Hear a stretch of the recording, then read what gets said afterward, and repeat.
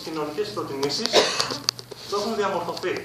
Η ανάγκη του ατόμου να πετύχει τα κοινωνικά στάνταρ και η ζήλια για τα πράγματα που έχει κάποιος στην κατοχή του και όχι το ίδιο το άτομο, κάνει να θέλει να καταναλώσει όλο και περισσότερο. Οι προτιμήσεις κατευθύνονται με βάση τη στέρηση και τη ζήλια και όχι με βάση την ωφέλεια. Τέλος, η νεοκλασική θεωρία είναι άχωρη και άχρονη. Όλη η διαδικασία γίνεται σε μια στιγμή. Το άτομο ξοδεύει σε μια στιγμή όλο το εισόδημά του και παράλληλα μεγιστοποιεί την ωφέλειά του από την κατανάλωση των αγαθών. Δεν την ενδιαφέρει αν η προτιμεί σε διαφορετικό χώρο ή σε διαφορετικό χρόνο. Παράδειγμα, θα προτιμούσα να παίξω μουσική στο δωμάτιο μου σε μια συγκεκριμένη χρονική στιγμή, παρά να παίξω μουσική σε ένα κοινό τη στιγμή που δεν θα ήμουν προετοιμασμένος για να το κάνω αυτό. Τη μία στιγμή η ωφέλεια αυξανότανε, την άλλη στιγμή θα είχα μείωση της ωφέλειας. Λοιπόν, συμπερασματικά, η ωφέλεια ήταν μια προσπάθεια κατανόησης της ανθρώπινης συμπεριφοράς. Η ίδια δεν αντέχει την κριτική. Παρ' όλα αυτά, δεν μπορούμε να πούμε ότι δεν προσέφερε σε θεωρητικό επίπεδο. Προσέφερε τη χρήση μακράς ανάλυση μαθηματικών για την κατανόηση του κόσμου σε μεγάλο επίπεδο. Καταδείχθηκε σε θεωρητικό επίπεδο αυτός ο τρόπος κατανόησης της ανθρώπινης συμπεριφοράς μέσα από την ωφέλεια και άνοιξε το δρόμο για την ανάλυση της συμπεριφοράς σε θεωρητικό επίπεδο ως προς τις άλλες έννοιες κοινωνικού περιεχομένου, οι οποίες έχουν βάση και σε θεωρητικά ζητήματα. Αυτό.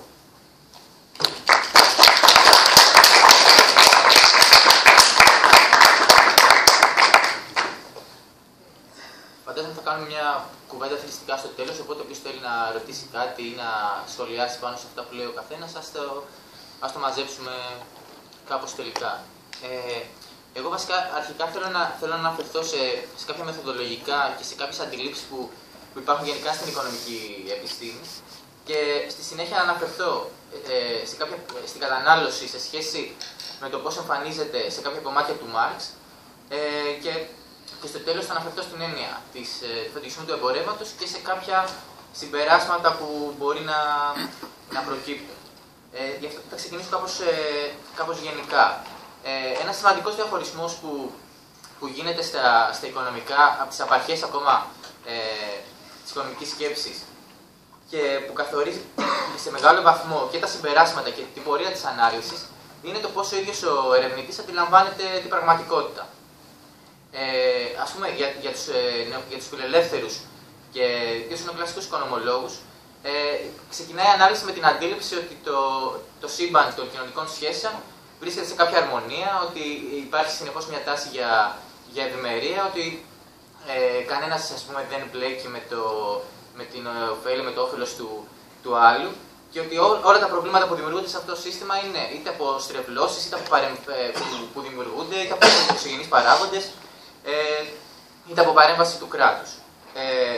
Στην αντίπερα όχθη υπάρχει η μαρξιστική και η γενικότερη ριζοσπαστική ανάλυση, η οποία αντιλαμβάνεται τελείως διαφορετικά το σύστημα των οικονομικών και κοινωνικών σχέσεων, αντιλαμβάνοντας το, ας πούμε, με την έννοια ότι υπάρχει μια διαρκή σύγκρουση. Στον Μάρξ αυτό έχει τη μορφή της πάλης των τάξεων, η οποία είναι η κινητήριος δύναμη όλων των μεταβολών και αλλαγής, ας πούμε, των βαθμίδων των κοινωνικών.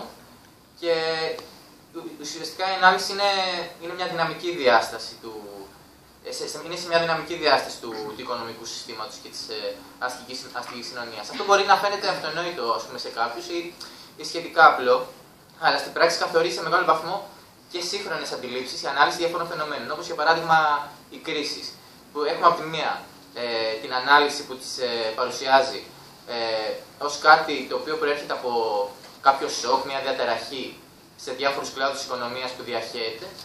Άρα γι' αυτό δεν φταίει το ίδιο το σύστημα, αλλά φταίει η συγκεκριμένη διαταραχή ή η παρέμβαση του κράτους. Και στην αντίπερα όχθη υπάρχει η αντίληψη ότι, ας πούμε, οι κρίσεις είναι εγγενείς της καπιταλιστικής οικονομίας. Το δεύτερο θέμα που θέλω να αναφερθώ είναι κάτι που επίσης πολλές φορές ξεχνάμε, παρότι και οι καθηγητές μας το τονίζουν συχνά. Και αυτό είναι η σχέση που έχει η ιστορία των οικονομικών θεωριών και πώς εξελίσσονται στον χρόνο, οι διάφορες θεωρίες που εξηγούν τα οικονομικά φαινόμενα, και απ' την άλλη η ίδια η οικονομική ιστορία. Δηλαδή το σε ποια βαθμίδα, ας πούμε, της ανάπτυξής του μπορεί να βρίσκει το καπιταλισμός ή ποιο είναι το οικονομικό σύστημα που επικρατεί και με ποιες μορφές. Σχετικό παράδειγμα αυτής της σχέσης είναι, ας πούμε, η αντίληψη που είχαν οι εμποροκράτες τον 16ο αιώνα και 17ο, κάποιοι οικονομολόγοι, οι οποίοι ίσως πρώιμοι, όσοι ήσασταν και στην προηγούμενη διάλεξη του κ. Θεοχαράκη, μπορεί να θυμάστε, ας πούμε, κάποια πράγματα παραπάνω. Η συγκεκριμένη σχολή σκέψης έδινε έμφαση στα αποθέματα χρυσού και γενικότερα στο εμπόριο. Αυτό που θέλω βασικά να πω, κυρίως από αυτά τα παραδείγματα που θα αναλύσω και στη συνέχεια, είναι ότι πολλές φορές διάφορες οικονομικές θεωρίες, οι οποίες θεωρούμε ότι σήμερα δεν ισχύουν, την εποχή που γράφτηκαν και επηρέασαν για κάποιο λόγο, και επί της ουσίας εν μέρει μπορεί και να ίσχυαν αυτά που σήμερα, τα συμπεράσματά τους, τα οποία σήμερα λέμε ότι δεν ισχύουν. Ας πούμε, για παράδειγμα, στην προηγούμενη διάλεξη είχε αναφερθεί το λεγόμενο κέρδος από εκποίηση που αναφέρουν οι κλασικοί οικονομολόγοι.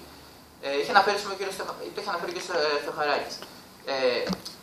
Στο συγκεκριμένο που το έχω καταλάβει εγώ, η συγκεκριμένη οικονομική κατηγορία, στην πραγματικότητα, όταν τοποθετούσαν οι συγκεκριμένοι οικονομολόγοι το κέρδος στη σφαίρα της κυκλοφορίας, υπήρχε όντως.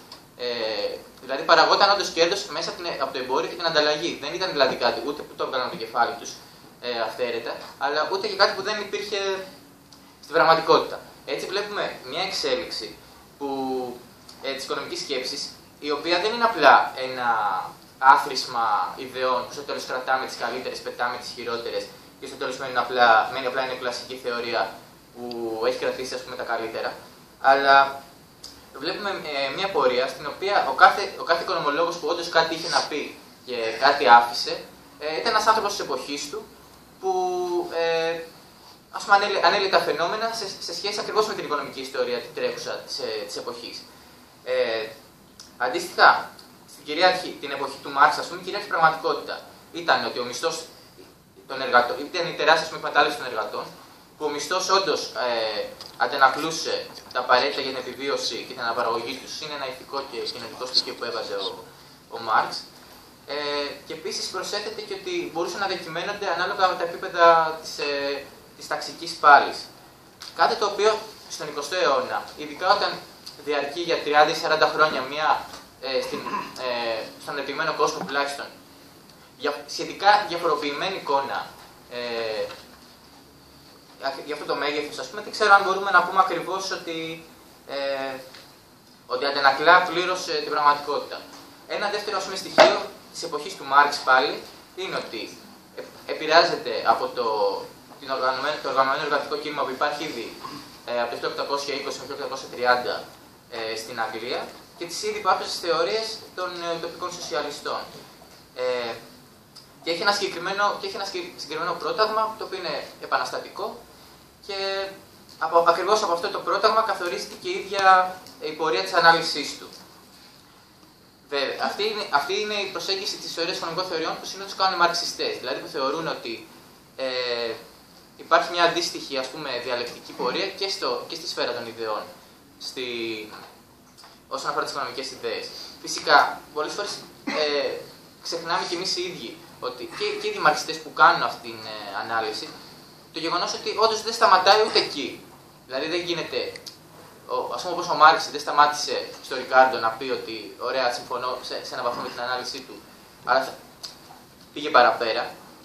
Με αυτή την έννοια δεν σταματάει ούτε στον Μάρξ το 1867 και το 1893 ή αυτή η αλληλοσυσχέτιση της οικονομικής ιστορίας και ιστορίας οικονομικών θεωριών.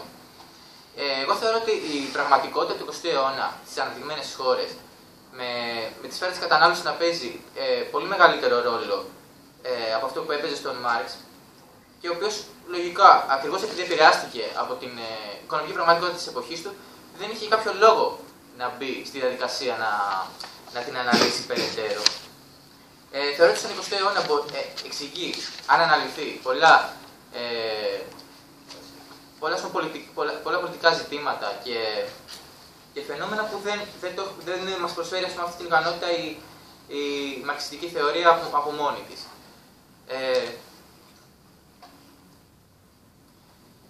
Στη συνέχεια συνεχίζω με κάποια αποσπάσματα που ο ίδιος ο Μάρξ παραθέτει στα Grundrisse τις σημειώσεις, στην εισαγωγή τους μάλλον, στις σημειώσεις από τις οποίες προήλθαν το κεφάλαιο. Και ουσιαστικά εδώ θεωρώ, θα διαβάσω κάποιο, ουσιαστικά ξεκινάει λέγοντας ότι όλο το οικονομικό σύστημα αποτελείται από το πλέγμα της παραγωγής, της διανομής, της ανταλλαγής και της κατανάλωσης, που το ολοκληρώνουν και ουσιαστικά συγκροτούν το οικονομικό σύστημα. Και στη συνέχεια ουσιαστικά έχει κάποια αποσπάσματα που φαίνεται ότι και ο ίδιος εκείνη την εποχή αντιλαμβάνεται την κατανάλωση με ένα πιο ευρύ τρόπο από αυτόν που ίσως αναλύεται στο κεφάλαιο. Θα διαβάσουμε ενδεικτικά κάποια αποσπάσματα. Λέει ότι η τελική πράξη της κατανάλωσης, που νοείται όχι μόνο σαν τελικός στόχος, αλλά και σαν αυτός σκοπός, βρίσκεται ουσιαστικά έξω από το πλαίσιο της πολιτικής οικονομίας, παρεκτός στο βαθμό που αντεπιδρά με τη σειρά της στην αφετηρία και γενιάζει ξανά την όλη διαδικασία. Βασικά αυτή είναι η αντίληψη στην οποία συνεχίζει ότι η κατανάλωση απλά ολοκληρώνει το οικονομικό κύκλωμα μετά την παραγωγή, τη διανομή και την κυκλοφορία των αγαθών. Αλλά στη συνέχεια, στην εισαγωγή, παραθέτει κάποιους συλλογισμούς που δεν τους συνεχίζει παρακάτω, αλλά λέει, αντιλαμβάνεται η κατανάλωση ως το αντίθετο της παραγωγής. Εντάξει, κάποια πράγματα ουσιαστικά είναι λίγο αυτονόητα, απλά τα βάζει για λόγους πληρότητας εκεί. Και λέει παρακάτω, η παραγωγή είναι λοιπόν άμεσα κατανάλωση, η κατανάλωση είναι άμεσα παραγωγή. Η κάθε μία είναι το αντίθετό της. Η κατανάλωση παράγει την παραγωγή διπλά. Γιατί μόνο στην κατανάλωση το προϊόν γίνεται πραγματικό προϊόν. Μόνο η κατανάλωση αποτελειώνει το προϊόν, διαλύοντάς το. 2. Γιατί η κατανάλωση δημιουργεί την ανάγκη για νέα παραγωγή. Δημιουργεί λοιπόν τον ιδεατό εσωτερικά κινητήριο λόγο της παραγωγής, που είναι προϋπόθεση της τελευταίας.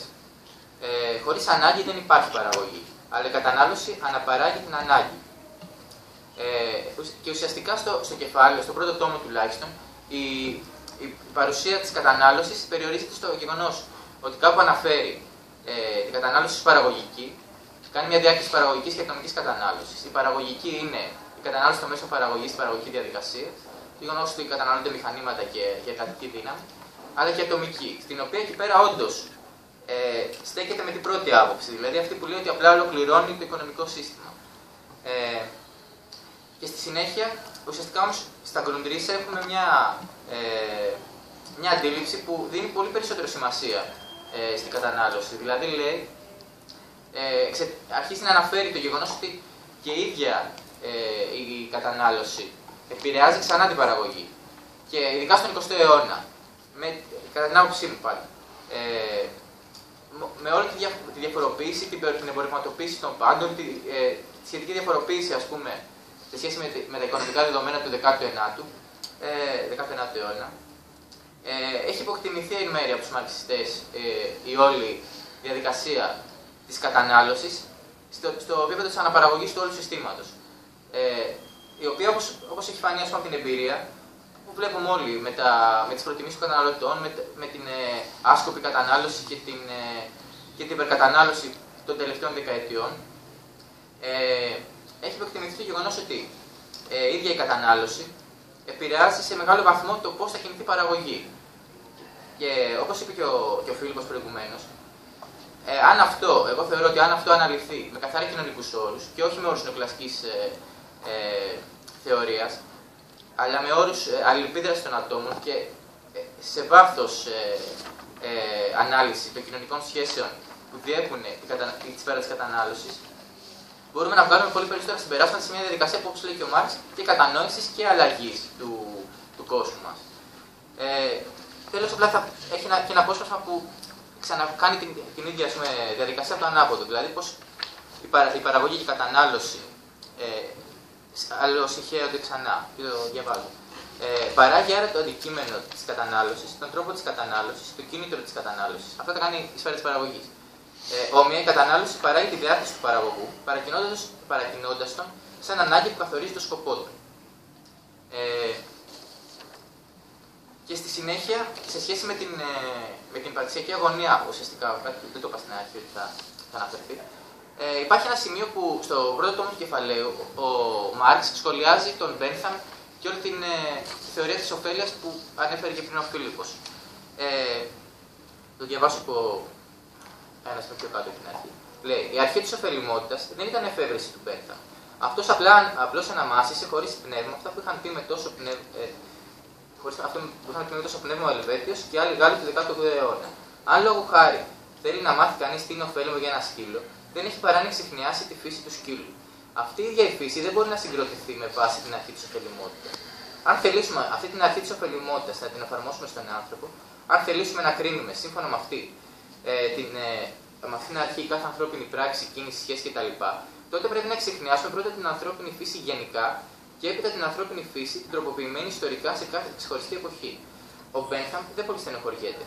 Με την πιο αφελή στιγνότητα θεωρεί φυσιολογικό άνθρωπο το σύγχρονο Φιλιστέο, ειδικά τον Άγγλο Φιλιστέο.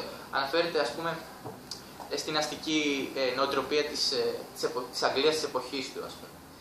Ό,τι είναι ωφέλιμο σε αυτόν τον παραξενιάρη φυσιολογικό άνθρωπο και στον κόσμο του, είναι αυτό καθ' αυτό ωφέλιμο. Και με κανόνα αυτόν κρίνει κατόπιν το παρελθόν, το παρόν και το μέλλον. Λόγω χάρη η χριστιανική θρησκεία είναι ωφέλιμη, γιατί απαγορεύει θρησκευτικά τα ίδια κακουργήματα που καταδικάζει νομικά ο ποινικός κώδικας. Η κριτική της τέχνης βλάφτει γιατί ενοχλεί τους αξιοσέβαστους ανθρώπους όταν απολαμβάνουν τον Μάρτιν Τάπερ κτλ. Δεν ξέρω ακριβώς ποιος είναι, το ξέρει να μας πει. Και ο καλός μας ο Μπένθαμ, που έχει για απόφθεγμά του το νουλα ντι είναι λίνεα, είτε μια μέρα χωρίς να γράψω μια γραμμή, γέμισε βουνά από βιβλία με τέτοιες ανοησίες. Αν είχα το κουράγιο του φίλου μου Χάινε, θα ονόμαζα τον κύριο Ιερεμία μεγαλοφυΐα της αστικής βλακείας. Ουσιαστικά σε αυτό το απόσπασμα, ο Μάρξ και σε σχέση με αυτό που παρέθεσα πριν από τον Grundrisse, αναγνωρίζει την ανάγκη σε μικρό, ας το πούμε, όπως συνηθίζουμε εμείς να λέμε επίπεδο, να αναλυθεί η φύση του ανθρώπου και πώς, και ας πούμε, κατά κάποιο τρόπο, ο νόμος κίνησης της συμπεριφοράς, αν μπορούμε να το πούμε κάπως, να το παραπείσουμε, ένας νόμος κίνησης της συμπεριφοράς του ατόμου σε επίπεδο κατανάλωσης. Εγώ θεωρώ ότι δεν το έπραξε, γιατί ούτε η ανάλυση και η οικονομική πραγματικότητα, όπως είπα στην αρχή, σε σχέση με την οικονομική ιστορία της εποχής του, δεν τον ανάγκαζε να κάνει κάτι τέτοιο. Ούτως ή άλλως ήταν μια εποχή που οι εργάτες, ας πούμε, πάλευαν για να μην καταναλώνουν ψωμί με πριονίδια, ας πούμε, και μαρμαρόσκονη. Οπότε δεν είχε κάποιο βαθύτερο κίνητρο. Όμως, σε αυτήν την υποσημείωση βλέπουμε ότι αναγνωρίζει, χωρίς να το κάνει συνέχεια ο ίδιος, την ανάγκη να διερευνηθεί η ανθρώπινη φύση στον βαθμό που μπορεί και να κατανοηθεί και σε ατομικό επίπεδο το πώς αλληλεπιδρά το άτομο με τη δομή και ξανά πίσω. Κάποτε τελειώνω, απλά θέλω να αναφερθώ και στο φετιχισμό του εμπορεύματος και σαν έννοια και τι συμπεράσματα μπορούμε να βγάλουμε αν μπορέσουμε να αναλύσουμε σε κοινωνικό επίπεδο τη σφαίρα της κατανάλωσης.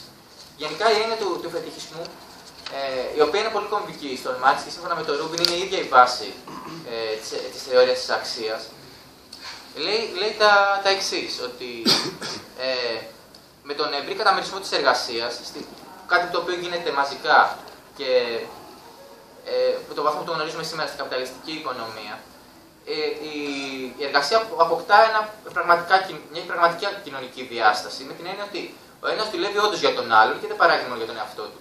Απλά αποτελεί ένα συνολικό γρανάζι μιας ευρύτερης κοινωνικής μηχανής. Με αυτή την έννοια, όμως, περιέχει το εξής αρνητικό. Και εδώ να αναφέρω ακριβώς αυτό που είπα στην αρχή, το πώς αντιλαμβάνεται ο άλλος την πραγματικότητα έχει μεγάλη σημασία. Γιατί ο Άνταμ Σμιθ βλέπει τον καταμερισμό της εργασίας, απαριθμεί τα θετικά του, αλλά λέει βέβαια ότι με τον πολύ καταμερισμό ο άνθρωπος γίνεται λίγο ανόητος και χρειάζεται να έχουμε εκπαιδευτικό σύστημα που να μπορέσει να του ανοίξει κάποιους ορίζοντες. Αλλά ο Μάρξ, ακριβώς επειδή εστιάζει και βλέπει όλα τα αρνητικά της εποχής του, της καπιταλιστικής οικονομίας, βλέπει ακριβώς και τα αρνητικά του καταμερισμού της εργασίας. Το οποίο συνεχίζω από την προηγούμενη ας πούμε, σκέψη που είπα. Περιέχει το εξής αρνητικό. Ακριβώς ενώ δουλεύει το ένας για τον άλλον, έρχεται σε επαφή στη σφαίρα της κυκλοφορίας με το προϊόν που έχει παράξει ο άλλος και αυτός πάει με τα χρήματά του. Δηλαδή στην ουσία δεν μπορεί να αντιληφθεί ο ένας ότι δουλεύει για τον άλλον, ότι αυτό που ανταλλάσσουν εκείνη τη στιγμή είναι ανθρώπινη εργασία. Σύμφωνα πάντα με τον Μάρξ. Και αυτό ακριβώς τους στερεί το να δουν το κοινωνικό όλον, ας πούμε. Δηλαδή το πώς όντως η βάση του καπιταλιστικού συστήματος είναι η ανθρώπινη εργασία. Και γράφει, ας πούμε, ο Μάρξ ενδεικτικά στο πρώτο τόμο του κεφαλαίου ότι γι' αυτό οι κοινωνικές σχέσεις των ατομικών τους εργασιών φαίνονται στους τελευταίους επράγματες σχέσεις των προσώπων και σαν κοινωνικές σχέσεις των πραγμάτων. Δηλαδή με τον καπιταλισμό ουσιαστικά οι σχέσεις μεταξύ των ανθρώπων διαβασιολογούνται μόνο με τα εμπορεύματά τους. Και μάλιστα, όπως παρατηρεί και ο Μάρξ στο πρώτο τόμο του κεφαλαίου, δεν μπορούν καν, ακόμα και να το ξέρουν, είναι σαν τον αέρα που σε χτυπάει. Δεν κάθεσαι να σκεφτείς πώς αμποφόροι είναι, ούτε τη χημική του σύσταση, ξέρω εγώ. Αλλά απλά το αποδέχεσαι. Δεν μπορείς να κάνεις αλλιώς, βασικά. Και αυτό έρεται φυσικά, αυτή η λειτουργία έρεται φυσικά με τον κομμουνισμό, σύμφωνα με την ανάλυση του Μάρξ. Αυτή η μυθοποίηση του εμπορεύματος, ας πούμε. Αν σκεφτούμε τον βαθμό που έχουν εμπορευματοποιηθεί τα πάντα στην πορεία του 20ου αιώνα και αν αναλύσουμε τη σφαίρα της κατανάλωσης, όπως είπε πριν ο Φίλιππος, με την έννοια ότι κάποιος κερδίζει, κάποιος χάνει, και των κινήτρων, που σύμφωνα με τη δική μας άποψη μπορεί να μας δώσει μια απάντηση η υπαρξιακή αγωνία. Δηλαδή το γεγονός ότι αυτό που πραγματικά στερείς είναι η ίδια η ζωή, και γι' αυτό συσσωρεύεις πράγματα και εργασία των άλλων για να καλύψεις ακριβώς αυτό το κενό σου. Μπορούμε να οδηγηθούμε στο συμπέρασμα που είχαν καταλήξει τη δεκαετία του 60 οι καταστασιακοί, βάζοντας όλη την ημέρα και όλη την αναπαραγωγή του ατόμου στην ανάλυση του, σε φιλοσοφικό βέβαια κοινωνικό επίπεδο, μπορούμε να οδηγηθούμε στο συμπέρασμα ότι αυτός ο φετιχισμός του εμπορεύματος, αυτή η μυστικοποίηση του κόσμου των εμπορευμάτων, έχει φτάσει σε έναν τεράστιο βαθμό. Και φανταστείτε ότι έχει γράψει, ας πούμε, για μυθοποίηση και φετιχισμό του εμπορεύματος χωρίς καν 150 χρόνια πριν τα iPhone, ας πούμε, που πριν ακόμα κυκλοφορήσει το επόμενο, αυτός που έχει το ακριβώς προηγούμενο πρέπει να το παραγγείλει, ας πούμε. Ναι, μπορεί να μας οδηγήσει, ας πούμε, στο συμπέρασμα ότι υπάρχει μια ολική συσκότηση της φύσης του συστήματος που βασίζεται στην ανθρώπινη εργασία. Αυτό, σύμφωνα με αυτή την αντίληψη, μπορούμε να βγάλουμε, πιστεύω, συμπεράσματα για το γεγονός ότι όλες τις δεκαετίες, ας πούμε, σε καμία ανεπτυγμένη χώρα στις τελευταίες του 20ου αιώνα δεν έχει υπάρξει, αλλά αντίθετα αποδυναμώνεται το εργατικό κίνημα. Και να μας δώσει, ας πούμε, κάποιες απαντήσεις για το πώς πρέπει να κινηθεί κάποιος ο οποίος θέλει όντως να ανατρέψει αυτό το σύστημα και να ξεπεράσει, ας πούμε, το φετιχισμό του εμπορεύματος. Επί της ουσίας, κλείνοντας, απλά θα ήθελα να πω ότι το γενικότερο συμπέρασμά μας για τις συζητήσεις που κάναμε οργανώνοντας την κουβέντα είναι ότι πρέπει, σαν φοιτητές οικονομικών, να κινηθούμε προς μια κατεύθυνση που να μπορέσουμε να θέσουμε για να καταλάβουμε καλύτερα το οικονομικό σύστημα και την κατανάλωση σε κοινωνικούς όρους, χωρίς να αποδομούμε το σύστημα του Μάρξ, απλά διευρύνοντάς το. Δηλαδή να αντιληφθούμε το πώς η ίδια κατανάλωση επηρεάζει τη συνολική αναπαραγωγή και να βγάλουμε τα ανάλογα συμπεράσματα. Αυτά είχα να πω.